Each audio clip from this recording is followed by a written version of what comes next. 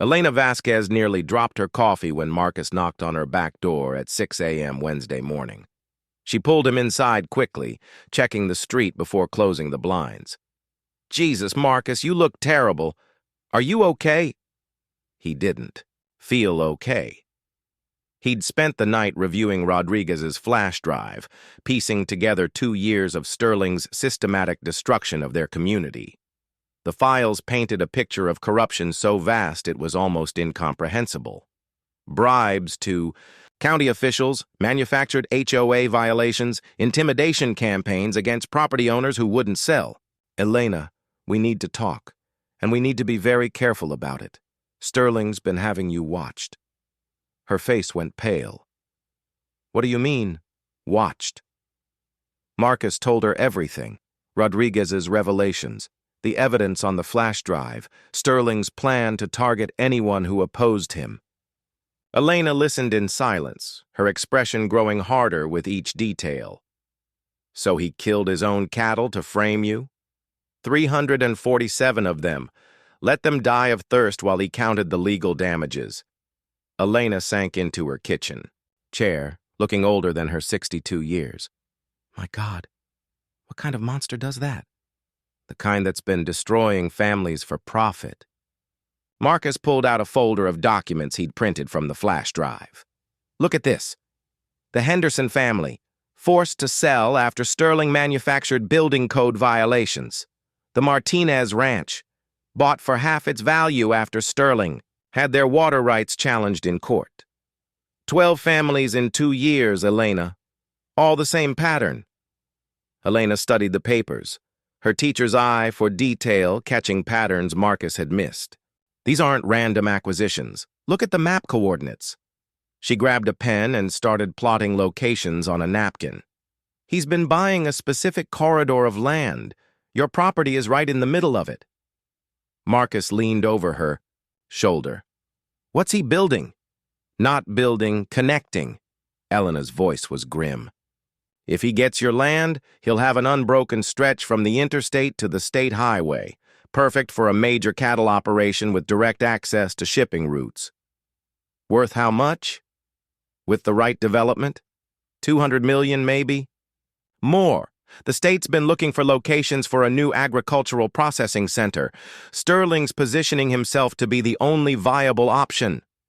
The full scope of Sterling's plan was staggering. This wasn't just about cattle ranching, it was about controlling a major piece of Texas's agricultural infrastructure. And Marcus's 5 acres were the final piece Sterling needed to complete his empire. "Elena, I'm going to stop him, but I need help."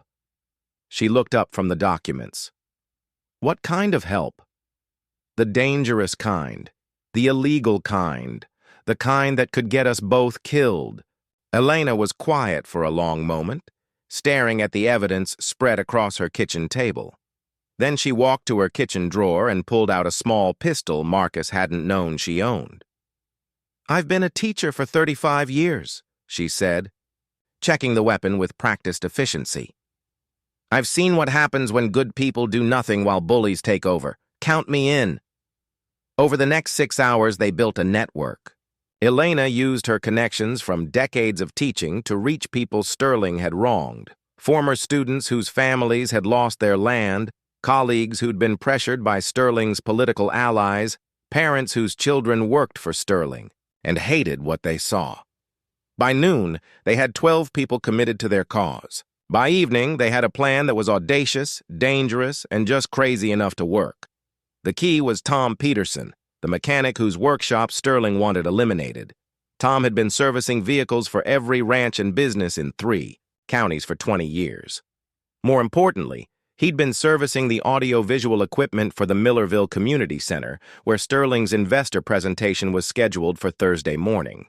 "I can get you inside," Tom said as the group gathered in Elena's living room Wednesday night. "The AV booth overlooks the main presentation area, but you'll only have one chance.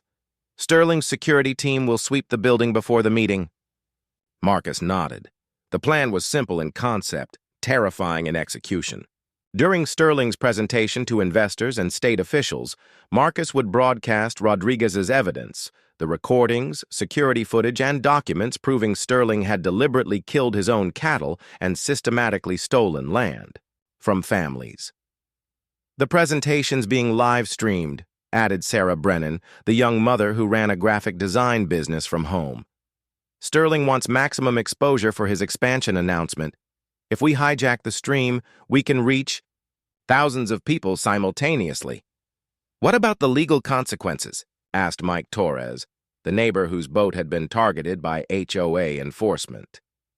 We're already facing legal consequences, Marcus replied. The question is whether we face them as victims or as people who fought back. Elena spread out floor. Plans of the community center Tom had provided. The AV booth has a separate entrance through the maintenance corridor. Tom can get Marcus inside during the pre-meeting setup. Once you're in position, you'll have maybe 10 minutes before Sterling's security realizes what's happening. 10 minutes to destroy a man's empire, Marcus mused. 10 minutes to expose the truth, Elena corrected. The empire will destroy itself once people see what Sterling really is. Rodriguez, who'd been quiet through most of the planning session, finally spoke up. There's something else. Sterling's bringing his son tomorrow. His son. David Sterling. He's been away at law school, but he's coming back to help manage the expansion. Kid doesn't know about his father's methods, thinks the family business is legitimate. Seeing his dad exposed as a murderer and a thief, that might be the worst. Punishment of all. Marcus thought about that. He'd been focused on Sterling's business empire, but destroying a man's relationship with his son was a different kind of justice. More personal, more painful. Good, Marcus said, surprising himself with the coldness in his voice. Let him see what his inheritance really cost. As the group dispersed, Elena pulled Marcus aside. Are you sure about this? Once we start, there's no going back. Sterling will know it was us. Marcus looked out her window at his property across the street. Even in the darkness, he could see the outline of his family's well. 4 generations of history, reduced to a pawn in one man's greed. I've been thinking about my great-grandfather, he said. He used to tell stories about the Dust Bowl, about watching neighbors abandon their farms when the drought hit. He said the difference between survivors and quitters wasn't the size of their land or the depth of their wells. It was whether they were willing to fight for what mattered even when the odds were impossible.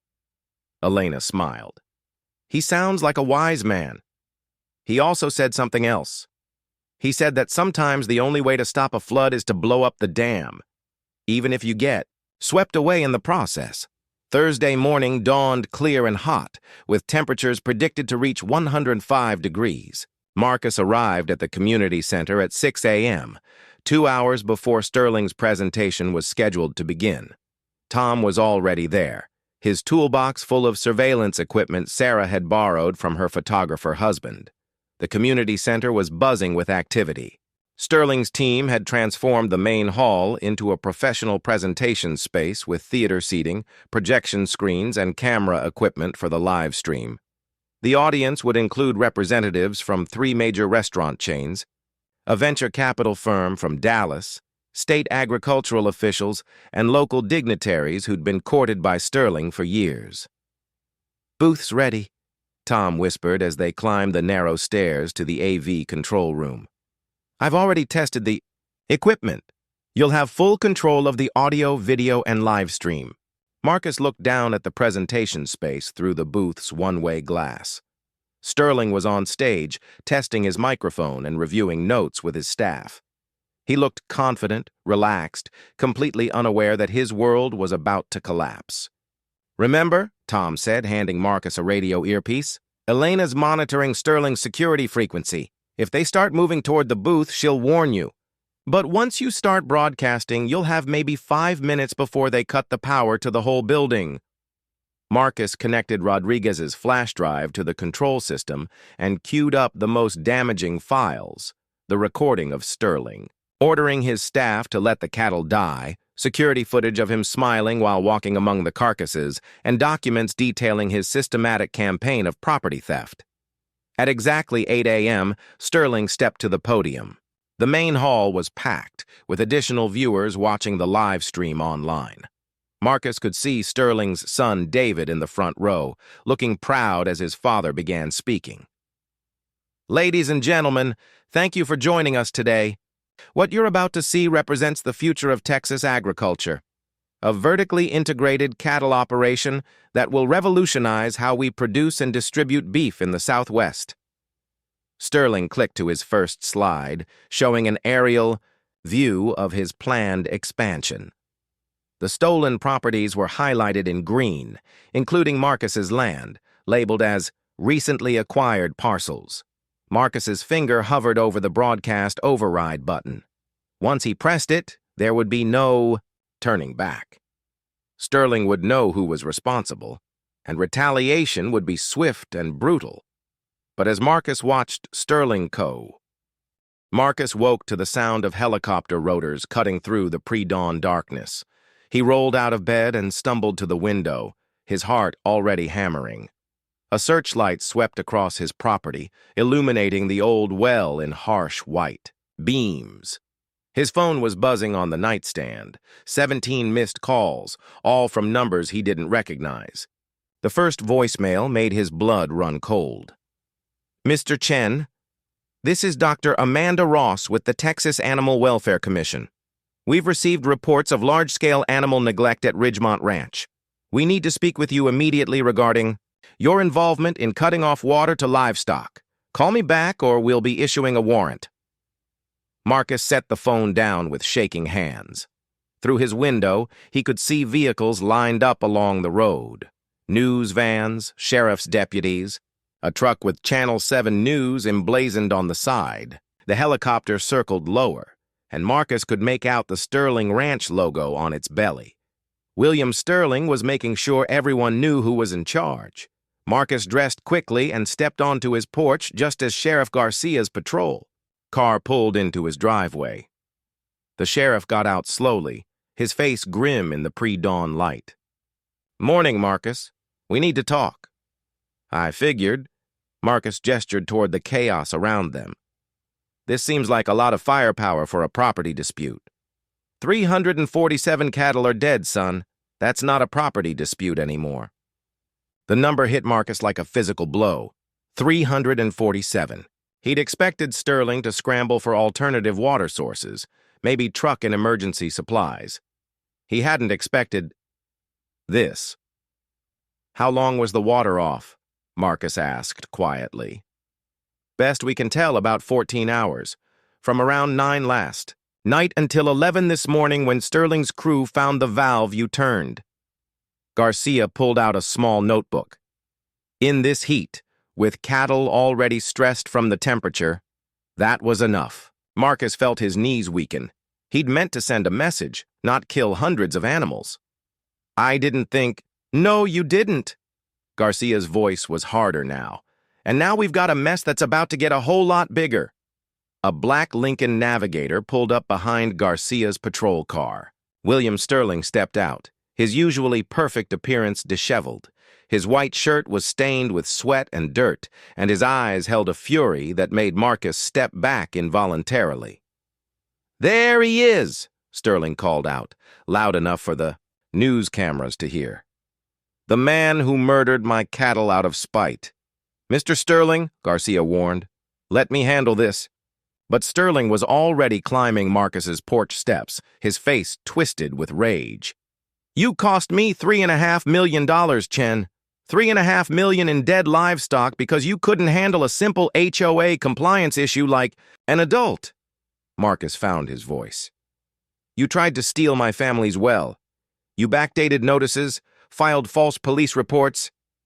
"I followed the law," Sterling shouted. "I went through proper channels, held legal votes, gave you every opportunity to comply. And you responded by committing an act of economic terrorism." The cameras were rolling now. Marcus could see reporters positioning themselves to catch every word. This wasn't just a neighborhood dispute anymore. It was becoming a public spectacle. "The easement required me to maintain the well," Marcus said, his voice steadier than he felt. If you forced me to destroy it, the agreement was void." Sterling laughed, but there was no humor in it. "You think that antique piece of paper protects you? I've got teams of lawyers who will tear that easement apart line by line. But first, they're going to put you in prison for animal cruelty and economic sabotage." Garcia stepped between them. "That's enough. Mr. Sterling, I need you to step back. Mr. Chen, you're going to need to come with me." "Am I under arrest?" "Not yet. But the district attorney wants to talk to you, and so does Animal Services. The longer we wait, the worse this gets." As Marcus walked toward Garcia's patrol car, he caught sight of Elena Vasquez standing at the edge of his property. Her face was pale with shock, and when their eyes met, she shook her head slowly. The message was clear. "What have you done?" The drive to the sheriff's station took them past Sterling's ranch. Marcus had never seen the full scope of the operation before. Hundreds of acres of grazing land, state-of-the-art facilities, and now crews with heavy machinery moving cattle carcasses into industrial dumpsters. The scale of the death was staggering. "Jesus," Marcus whispered. "Gets worse," Garcia said. "Sterling's operation supplies beef to Henderson Foods, Cattle King restaurants, and that new organic chain out of Austin. He's got contracts worth about $40 million a year. Those 347 head, they were prize breeding stock worth $10,000 to $15,000 each." The math was brutal. Marcus had destroyed millions of dollars worth of livestock and potentially jeopardized contracts that employed hundreds of people. His intention to send a message had become an economic disaster that would ripple through the entire region. At the sheriff's station, Marcus was processed like a criminal. Fingerprints, photos, paperwork. The holding cell smelled of disinfectant and despair. Through the barred window, he could see more news vans arriving. District Attorney Janet Morrison arrived at noon, a sharp-faced woman in her 50s who looked like she hadn't smiled in years. She reviewed Marcus's file while he sat across from her in an interrogation room that felt smaller with every passing minute. "Mr. Chen, I'll be direct with you. The state of Texas takes animal cruelty very seriously. What you did last night resulted in the deaths of nearly 350 cattle. That's a first-degree felony carrying up to 20 years in prison." Marcus's mouth went dry. "It was a civil dispute. I was protecting my property rights.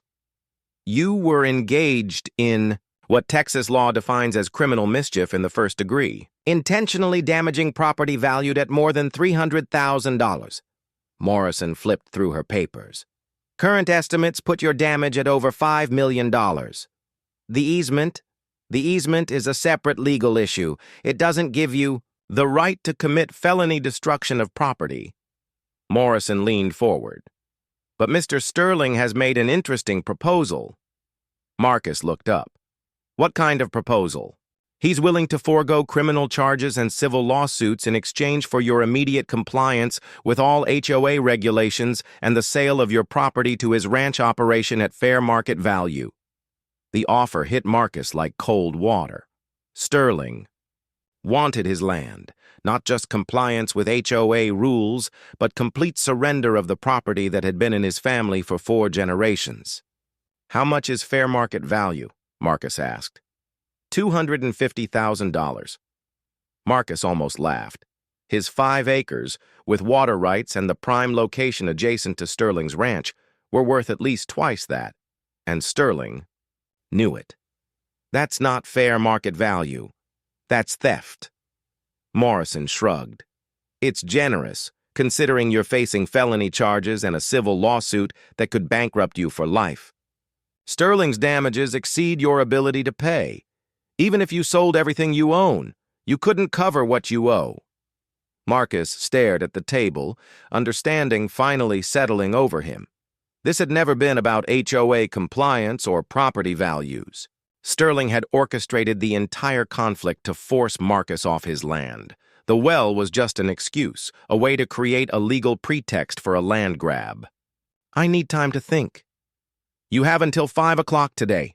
After that, the charges get filed and the offer disappears." As Morrison left, Sheriff Garcia entered with a cup of coffee that smelled like it had been brewing since the Clinton administration. "Rough day," Garcia said, settling into the chair Morrison had vacated. "He planned this whole thing, didn't he?" Marcus asked. "The HOA vote, the emergency meeting, the compliance deadlines. It was all designed to push me into doing something stupid." Garcia nodded slowly. "Sterling's been buying up land in that area for years.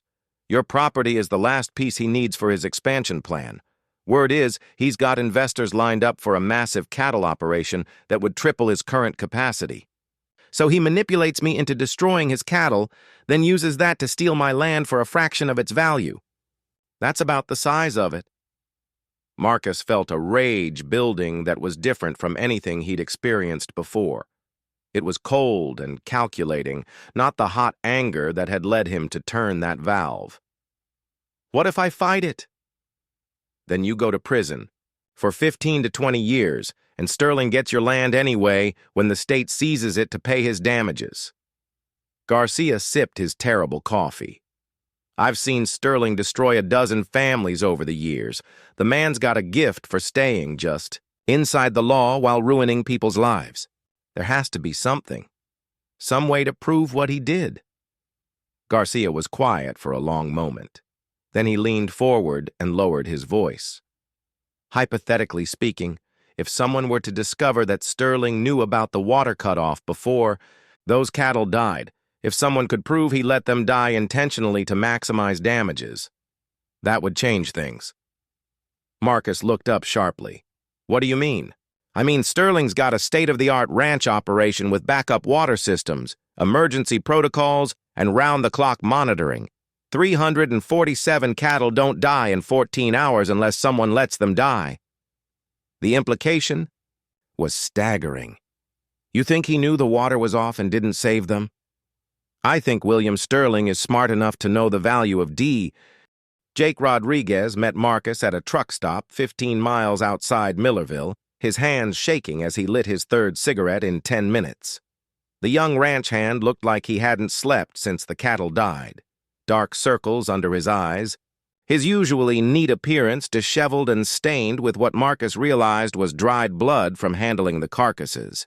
"I shouldn't be here," Rodriguez said, glancing nervously at every car that pulled into the parking lot. "If Sterling finds out I'm talking to you, I'm dead. Not fired. Dead." Marcus studied the kid's face. Rodriguez couldn't be more than 25, with the weathered skin of someone who worked outside and the haunted expression of someone carrying a terrible secret.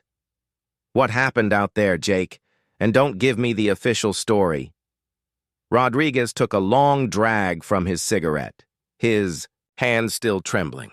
"You really want to know? Because once I tell you this, there's no going back for either of us.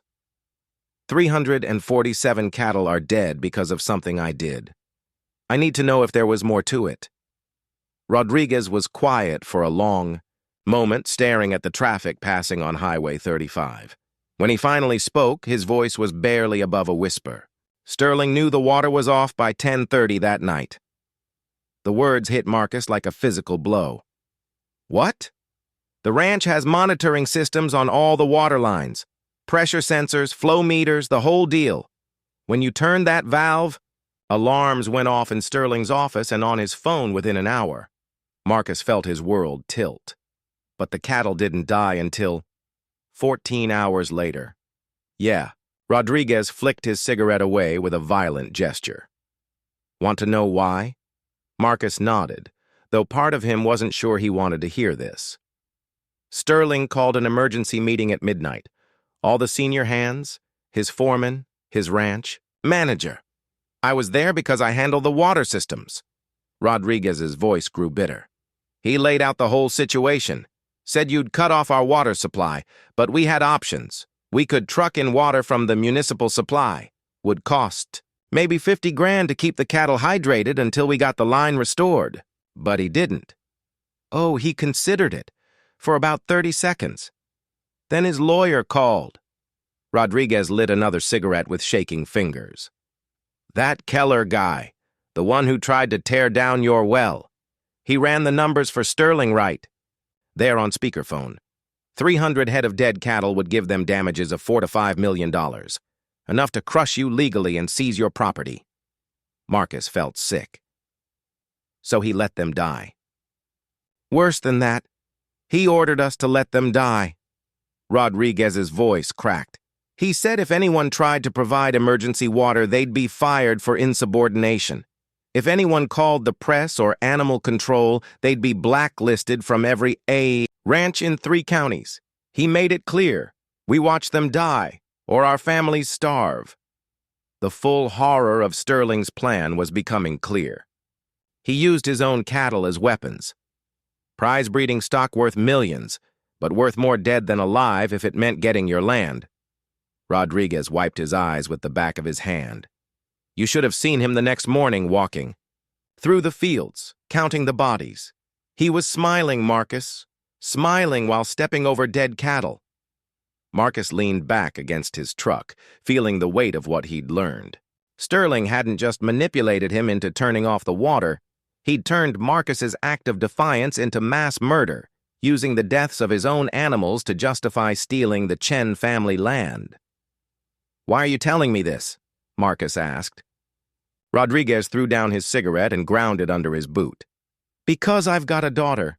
She's 3 years old, and every time I look at her, I see those cattle dying of thirst. I can't live with that, not even for Sterling's money. You have any proof? Records, recordings, anything? Some. The water monitoring system logs when the alarms went off. The emergency meeting was recorded. Sterling records everything for liability reasons, but he probably forgot about this one. And there's security, footage of him walking through the dead cattle, smiling like Christmas morning. Marcus felt a spark of hope for the first time in days. Will you testify? Rodriguez laughed bitterly. Testify? I'll be lucky if I live through the week once Sterling finds out what I've told you. The man's got connections everywhere. Police, judges, state officials. Half the county owes him money. Then we make sure the whole state hears about it before. He can stop us. How? Marcus was already pulling out his phone. I know a reporter at the Austin American-Statesman. She's been calling me since yesterday wanting to hear my side of the story. I think it's time she got the real story. Rodriguez grabbed Marcus's arm. You don't understand. Sterling's not just rich. He's connected. He's got dirt on everyone. Who matters? Judges, prosecutors, politicians. If you go public with this, he'll destroy both of us. He's already trying to destroy me, but now I've got ammunition to fight back. Marcus started to dial, but Rodriguez tightened his grip. There's more. Something else you need to know. What? Your neighbor, Elena Vasquez. Sterling's been having her followed. Marcus went cold. What do you mean, followed? Private investigators, taking pictures, going through her trash, monitoring her communications. Sterling thinks she's organizing the neighborhood against him. The implications hit Marcus immediately. Elena had been the one pushing for legal action against the HOA. She'd been researching property records, organizing neighbors, making Sterling's land grab more complicated. If Sterling was willing to let his own cattle die to get Marcus's property, what would he do to a woman who was threatening his broader plans? When did this start? About a week ago, right after she started making phone calls to lawyers about challenging the HOA votes. Rodriguez finally let go of Marcus's arm. Sterling's planning something for her. I don't know what, but he's been asking questions about her immigration status, her finances, whether she has any vulnerabilities. Marcus felt his anger transforming into something colder and more dangerous. Sterling wasn't just stealing his land. He was targeting innocent neighbors who had tried to help.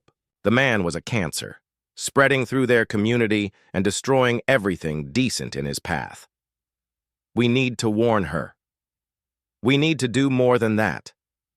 Rodriguez pulled a flash drive from his pocket. This has everything I could copy before I left the ranch. Water system logs, security footage, audio recordings from Sterling's office. If we're going to take him down, it has to be fast and it has to be public. Once he knows what we've got, We'll both end up like Jimmy Costello." Marcus frowned. "Who's Jimmy Costello?" "Ranch hand who worked for Sterling about 5 years ago. Started asking questions about some cattle that died under suspicious circumstances. Had a hunting accident 2 weeks later." Rodriguez's face was grim. "Fell out of his deer stand and broke his neck. Real convenient timing." The threat was clear. Sterling didn't just ruin people financially, he eliminated them if they became too dangerous. Marcus looked at the flash drive Rodriguez was holding, understanding that accepting it would put him and everyone he cared about in mortal danger. But the alternative was surrendering to evil, letting Sterling's corruption spread unchallenged while good people suffered. Marcus took the flash drive. "What's on here?" "Proof that Sterling knew exactly what would happen when you turned off. That water. Proof that he let those cattle die intentionally. And proof that he's been planning to steal your land for over 2 years." "2 years?" Rodriguez nodded. "He's been buying up properties around yours since 2023, always using the same playbook. Manufacture HOA violations, create legal pressure, force people to sell at below-market prices. Your place was always the end game, the keystone property he needed for his expansion." Marcus pocketed the flash drive, his mind racing. With this evidence, he could potentially turn the tables on Sterling, but Rodriguez was right about the danger. Sterling had too much power, too many connections. A frontal assault through official. Channels would fail, but maybe an unofficial approach would work. "Jake, do you know anyone else who's tired of Sterling's bullshit? Other ranch hands, people in town, anyone with a grudge?" Rodriguez smiled for the first time since they'd met. "You'd be surprised how many people hate William Sterling. The man makes enemies like other people make breakfast." "Good. Because I've got an idea, but it's going to require some very risky, very illegal activity." "More illegal than letting cattle die for profit?"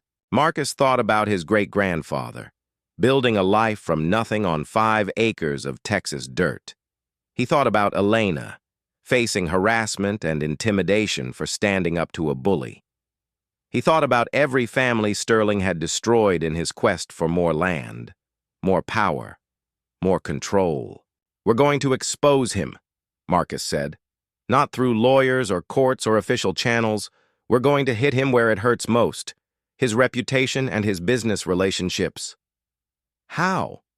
Marcus was already formulating the plan, pieces, falling into place with the clarity that came from having nothing left to lose.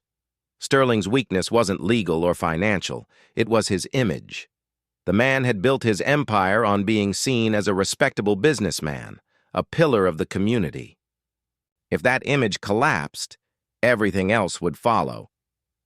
"Sterling's got that big investor meeting next week, right? The one where he's supposed to announce his expansion plans?" Rodriguez nodded. "Thursday morning. Representing." The final battle for Ridgemont Ranch began at 3:17 a.m. Friday morning, when Marcus Chen walked alone across the scorched ruins of downtown Millerville toward the one building Sterling's mercenaries hadn't destroyed, the old water treatment plant that controlled the municipal supply for 3 counties. Sterling was waiting for him there, standing beside the main pumping station with a detonator in his hands and enough C4 explosives to contaminate the water supply for 200,000 people. "You should have taken my offer, Chen," Sterling called out, his voice echoing off the concrete walls. "$250,000 for your worthless land. Now look what your pride has cost." Marcus surveyed the devastation around them. The community center was a smoking crater. The county courthouse had been reduced to rubble. Elena Vasquez had died an hour ago from her burns. Her last words a whispered apology for not being strong, enough to see the fight through to the end. "Your son turned himself in to the FBI," Marcus said, stopping 50 feet from Sterling's position.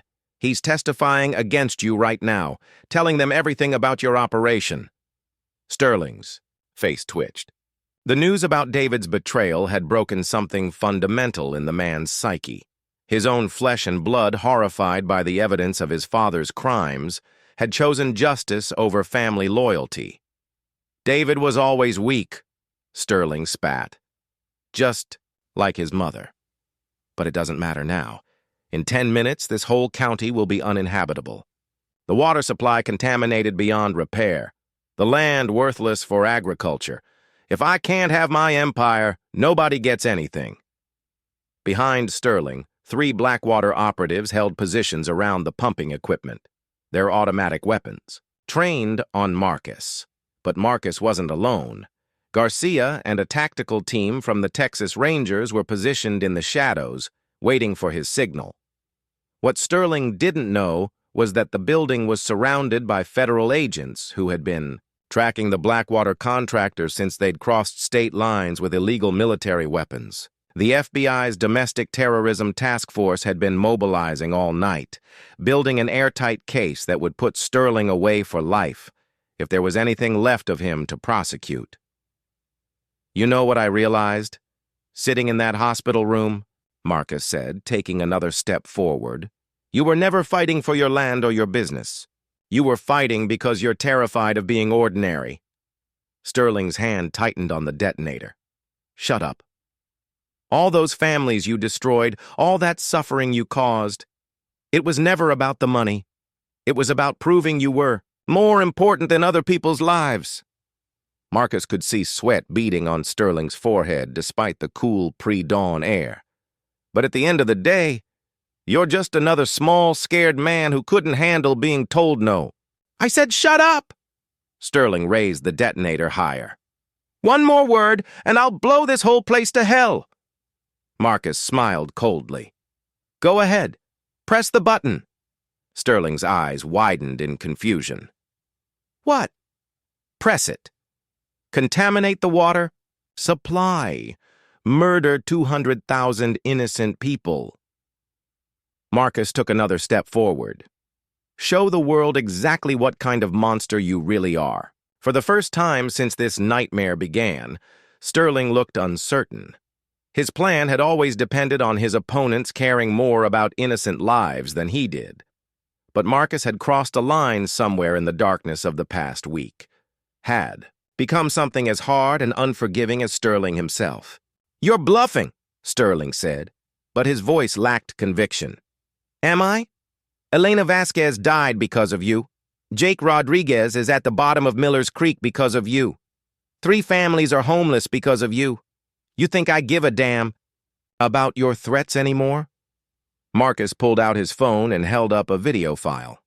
This is footage of you personally overseeing the torture session they put me through yesterday. 18 hours of beatings while you asked me questions about my co-conspirators. He tapped the screen. I've already uploaded it to every news outlet in America. Your face is going to be on every television in the country by sunrise. Sterling's composure finally cracked completely.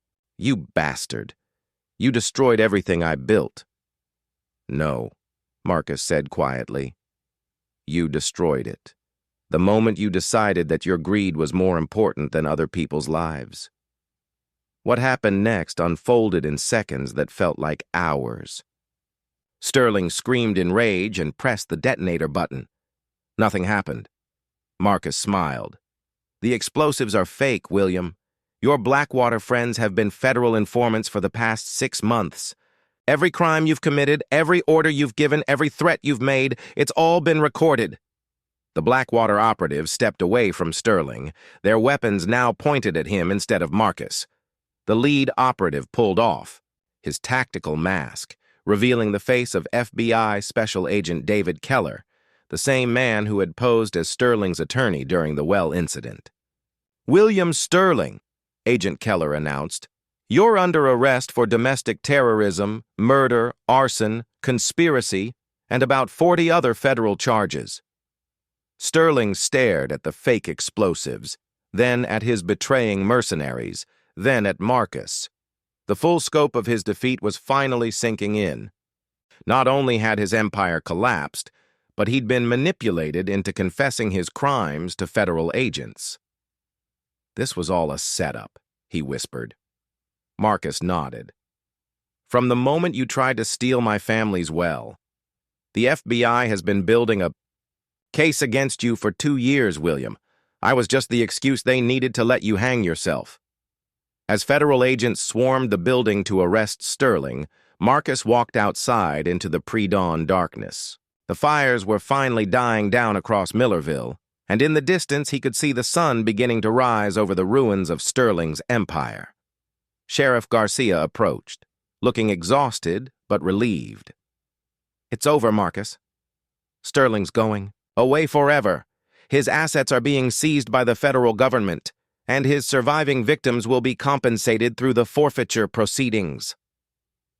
Marcus nodded, but he felt no satisfaction. Elena was still dead. Rodriguez was still at the bottom of Miller's Creek. Families were still homeless, their lives shattered by one man's greed. "What about my land?" Marcus asked. "Yours free and clear. The HOA is being dissolved.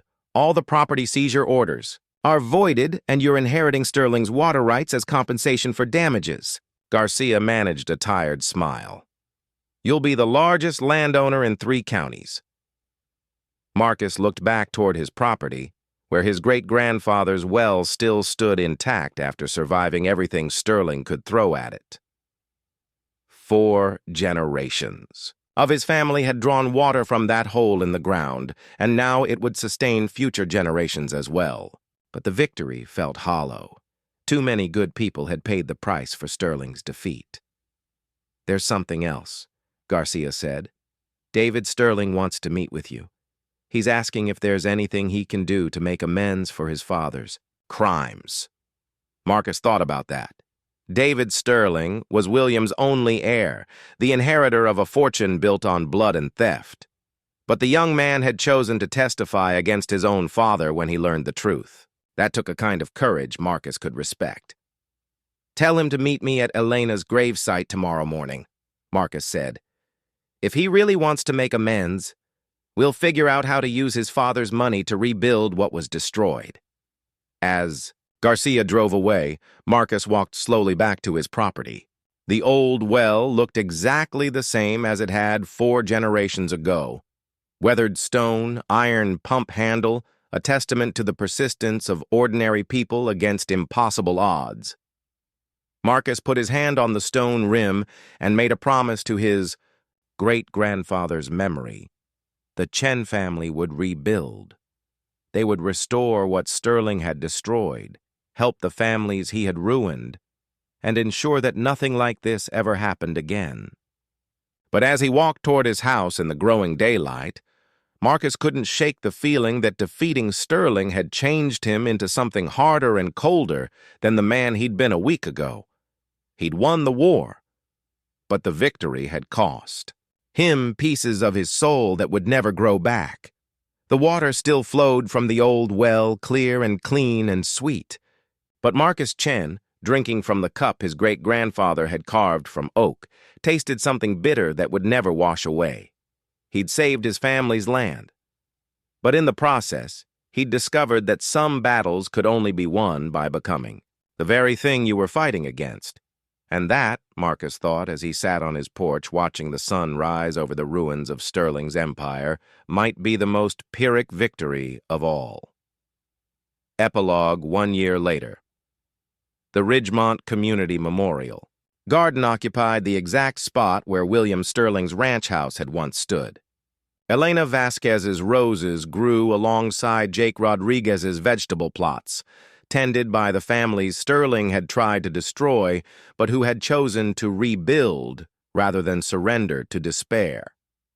Marcus Chen walked through the garden every morning, checking on plants that grew from soil fertilized by justice and watered by the tears of those who had survived. The old well at the center of it all still provided clean water for anyone who needed it, just as his great-grandfather had intended. David Sterling worked beside him most days, using his inherited fortune to fund the memorial and provide restitution to his father's victims. The young man had aged a decade in the past year, carrying the weight of crimes he hadn't committed but felt responsible for nonetheless. William Sterling H. Marcus spent 18 hours in Sterling's private security facility, a converted warehouse on the outskirts of Sterling's ranch that existed in a legal gray area between detention and kidnapping. No lawyers, no phone calls, no official paperwork. Just concrete walls, zip-tie restraints, and the constant threat of violence from men who answered only to William Sterling. When Sheriff Garcia finally found him Thursday night, Marcus was bloodied but unbroken. His left eye was swollen shut.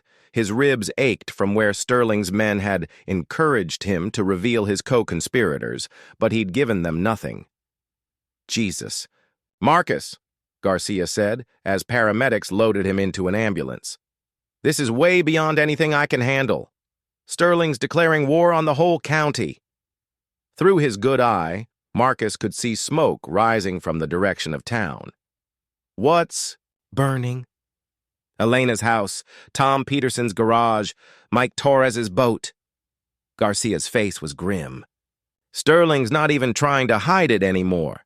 His people are systematically destroying anyone who helped you." Marcus struggled to sit up on the gurney. "Elena, is she okay?" "She's alive. Barely. Someone torched her house around midnight. If her neighbor hadn't seen the smoke..." Garcia shook his head. "She's in the burn unit at Millerville General." The guilt hit Marcus like a physical blow. Elena had risked everything to help him, and now she was fighting for her life because of his war with Sterling. This was exactly what Rodriguez had warned about. Sterling didn't just ruin people financially, he eliminated them. What about the others? Scattered. Tom and Sarah got their families out of town before Sterling's crew reached them. Rodriguez disappeared completely. His apartment was burned to the ground, but no body. Garcia climbed into the ambulance beside Marcus. "The good news is your broadcast worked. Every news station in Texas is running the story. The FBI opened an investigation this morning. Sterling's finished as a legitimate businessman. But a cornered animal is the most dangerous kind. Sterling knows he's going down, so he's got nothing left to lose." Garcia's radio crackled with another emergency call. "That's the third suspicious fire tonight." At the hospital, Marcus learned the full extent of Sterling's retaliation. Elena was in critical condition with second-degree burns over 30% of her body. Tom Peterson's garage, his livelihood for 20 years, was a total loss. 3 other families who'd supported Marcus were missing, their homes vandalized with messages like traitors and cattle killers. But the worst news came from Rodriguez's sister, who showed up at Marcus's hospital room around midnight. "They killed him," she said without preamble. "Jake's dead." Marcus felt the air leave his lungs. "How?" "Car accident. Ran off Highway 35 into Miller's Creek around 10 p.m. Brake lines had been cut."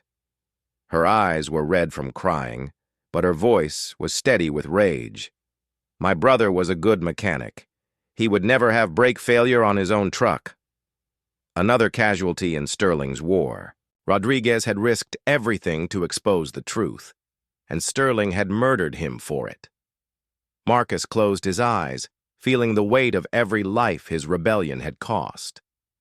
"There's more," Rodriguez's sister continued. "Before he died, Jake sent me this." She handed Marcus a manila envelope. "He said if anything happened to him, I should give it to you." Inside the envelope was a single document that made Marcus's blood turn to ice, a contract between Sterling and a private military company called Blackwater Solutions, dated just 2 days ago. The scope of work was listed as property security and threat elimination in support of the Ridgemont Ranch expansion project. "He hired mercenaries," Marcus whispered. "Professional killers," she corrected. "Jake said Sterling was bringing in outside muscle because the local sheriff's department wouldn't support mass murder." Marcus studied the contract. Blackwater Solutions was authorized to use any means necessary to eliminate threats to Sterling's operation. The budget was $2 million. The timeline was immediate. Through his hospital window, Marcus could see more smoke rising in the distance. Sterling wasn't just retaliating anymore. He was conducting a campaign of terror designed to drive every opponent out of the county or into the ground. Dr. Sarah Kim, the physician treating Marcus, entered the room looking exhausted. "Mr. Chen, I need to ask you to leave. I'm not discharged yet. You're not safe here. We've had 3 suspicious individuals asking about your condition in the past hour. Hospital security is concerned about your safety and the safety of other patients." The message was clear. Sterling's reach extended even into the hospital. Marcus was endangering everyone around him just by existing. As he prepared to leave, Garcia appeared with a bulletproof vest and a serious expression. "Where can you go where Sterling can't find you?" Marcus thought about it. Sterling had connections throughout the county, surveillance assets, and now professional killers. Running would just delay the inevitable while putting innocent people at risk. "I'm not running," Marcus said. "Then you're dead. Sterling's got a $2 million budget to make you disappear, and mercenaries don't leave witnesses." Marcus looked out at the smoke-filled sky, thinking about Elena fighting for her life in the burn unit, about Rodriguez's murdered body pulled from Miller's Creek, about families fleeing their homes in the middle of the night. Maybe. But if I run, he wins. He gets my land, he rebuilds his empire somewhere else, and he keeps destroying families. Marcus met Garcia's eyes. "Some fights are worth dying for. That's noble and stupid." "Maybe. But I've got one advantage Sterling doesn't expect." "What's that?" Marcus held up the Blackwater contract. "I know exactly what he's planning, and I know he's desperate enough to break every law to get it done. Desperate men make mistakes."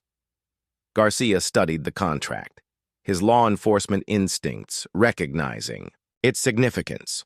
"This proves Sterling's using private military contractors for illegal purposes.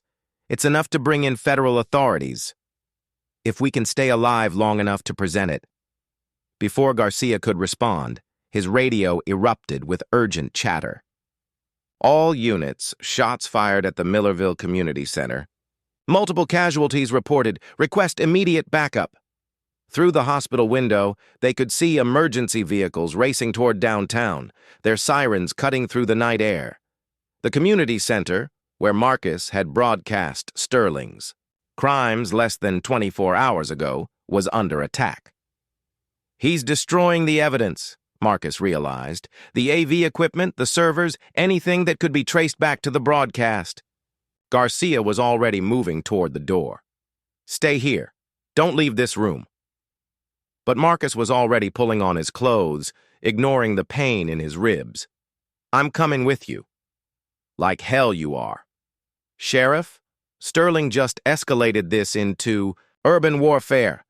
You're going to need all the help you can get, and I know his operation better than anyone." Garcia studied Marcus's face, clearly calculating the risks. "You're a civilian. I can't put you in harm's way." "I'm already in harm's way. We all are." Marcus checked the pistol Elena had given him.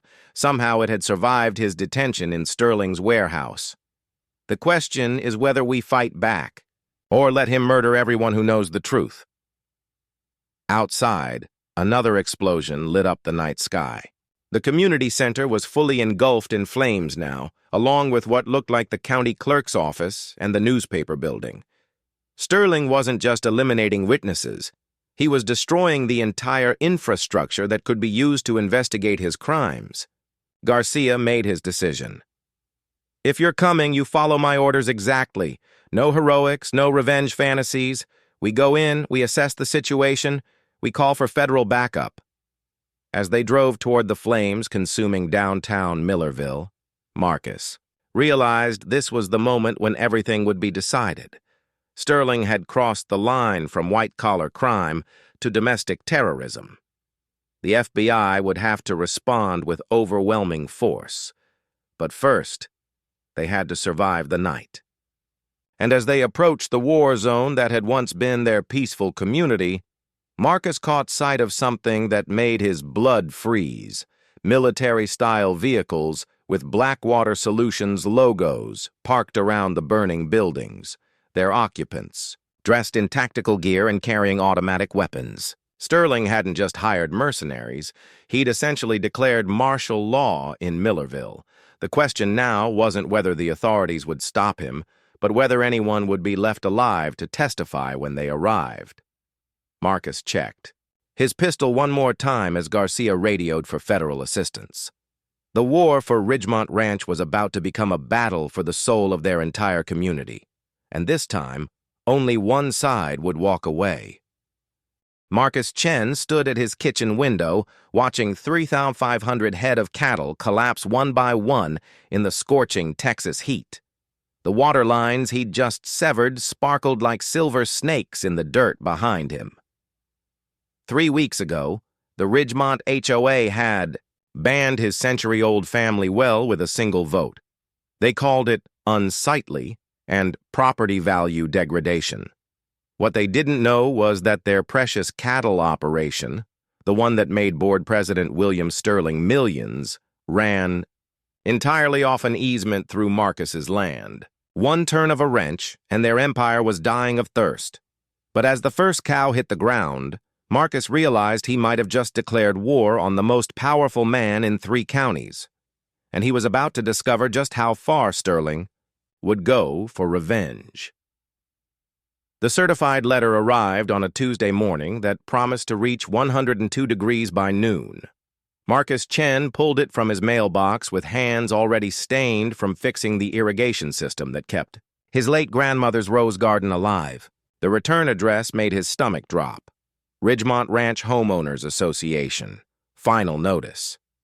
He'd been dreading this moment for 3 weeks, ever since the emergency HOA meeting where William Sterling had stood at the front of the crowded community center, his silver hair perfectly styled despite the sweltering heat, and announced that certain non-conforming structures would need to be addressed to maintain property values.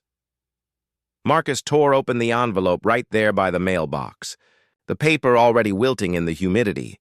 Dear Mr. Chen, this serves as final notice that the water well structure located at 1247 Sage Creek Road has been deemed non-compliant with Ridgemont Ranch Community Standards, Section 4.2.7, Aesthetic Property Requirements.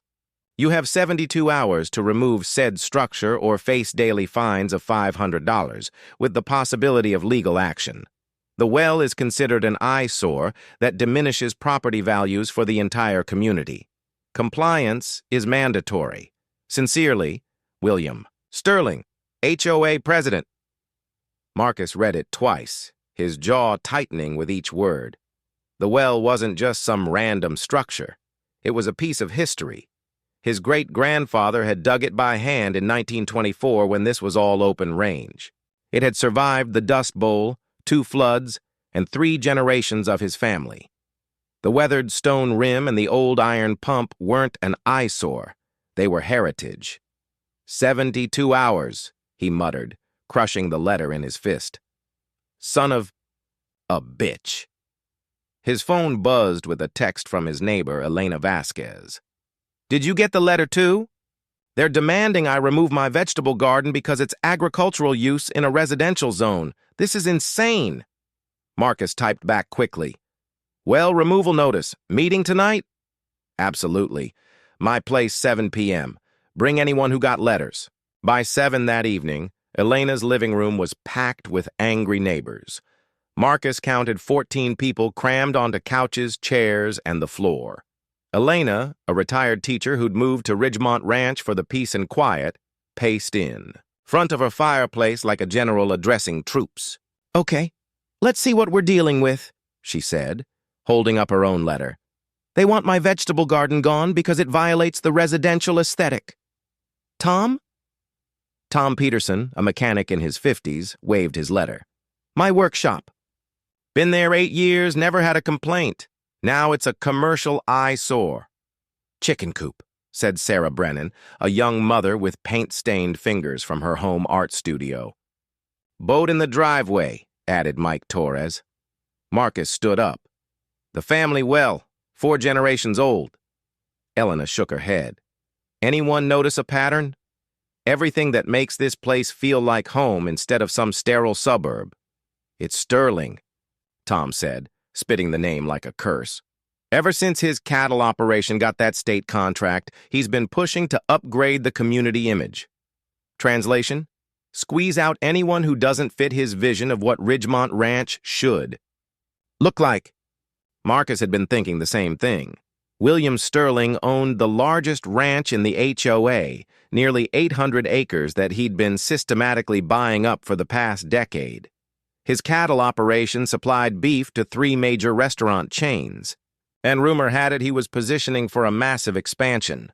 A quaint community with old wells and vegetable gardens didn't fit that image. "We need to fight this," Elena said. "Anyone know what our legal options are?" Sarah raised her hand tentatively. "My husband's a paralegal. He says HOA covenants are tough to challenge, especially if they were voted on properly.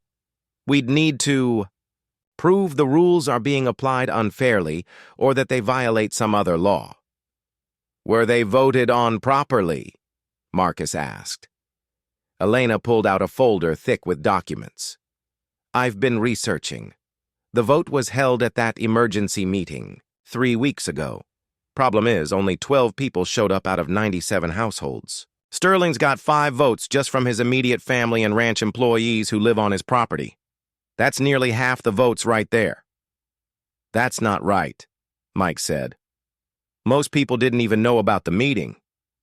"The notice was posted legally," Elena admitted, 24 hours in advance on the community website.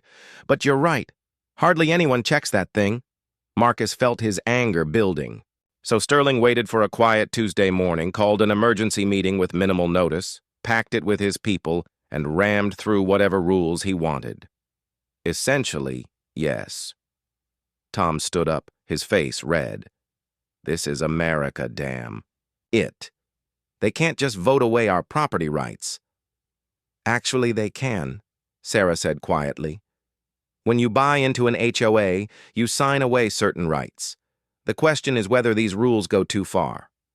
Marcus walked to the window and stared out. At his property across the street, even in the darkness, he could make out the silhouette of the old well. Tomorrow, he was supposed to tear it down or start paying $500 a day in fines. "There's something else," he said, turning back to the group. "Something I haven't mentioned." Elena raised an eyebrow.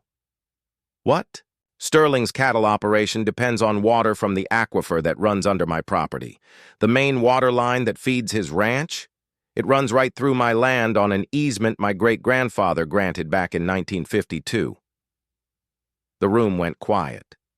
"Wait," Tom said slowly. "Are you saying his cattle operation gets water from your land?"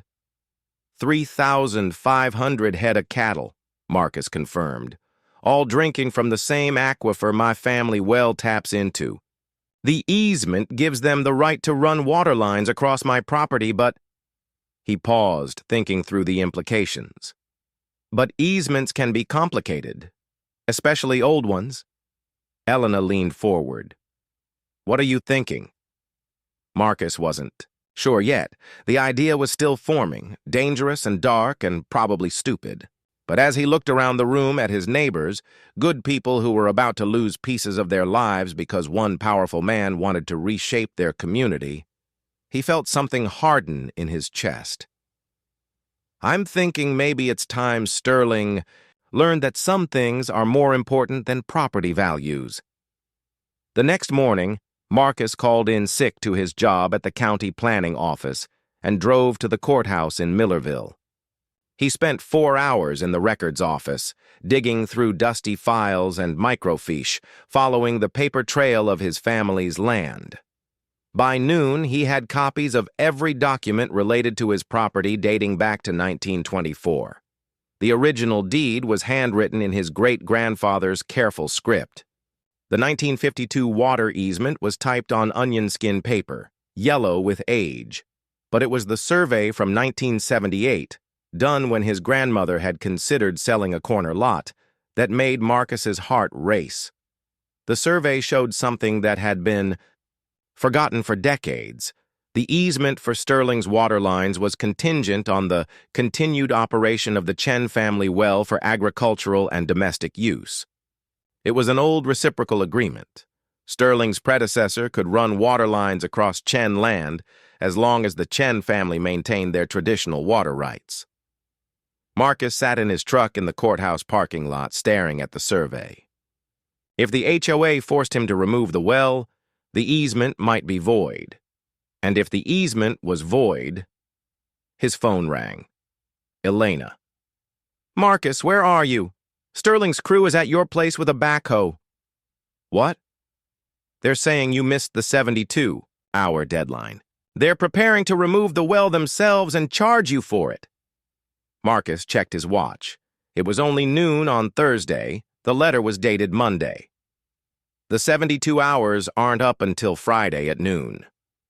I tried to tell them that. They don't care. Marcus started his truck, anger flooding his system. "I'm on my way." He made the 20-minute drive in 15, tires squealing as he turned onto Sage Creek Road. The backhoe was parked next to his well, its diesel engine rumbling. 3 men in work clothes stood around it, along with a 4th man in a suit who could only be Sterling's attorney. Marcus parked and got out, the survey and easement documents in his hand. The attorney approached immediately. "Mr. Chen, I'm David Keller, representing the Ridgemont Ranch HOA. I'm afraid you've exceeded the compliance deadline for removing this structure. We're prepared to do it for you and bill you for the service." "The deadline isn't until tomorrow at noon," Marcus said, his voice steady despite the rage building in his chest. Keller smiled coldly. "I'm afraid you misunderstood. The 72-hour period began when the notice was posted on your property, not when you received it. The notice was posted Monday morning.